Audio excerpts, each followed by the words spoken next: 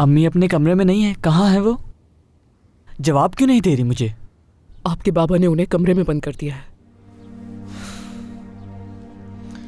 मुझे उस कमरे की चाबी ला कर दो। तुम लोग मेरी बात क्यों नहीं सुन रहे हो? चाबी ला कर दो मुझे।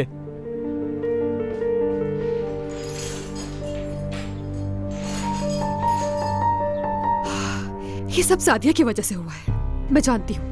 ये सब सादिया की वजह से हुआ है। सादिया, तुम्हारी वजह से हुआ है, जानती हूँ मैं। क्योंकि वो उससे प्यार करता है, इसलिए वो मेरे साथ ऐसा सलूक कर रहा है। मालूम है मुझे, लेकिन मैं सादिया से खुद इसका हिसाब लूंगी। देखोगी तुम सादिया, कैसे मैं तुमसे ये सारा हिसाब लूंगी।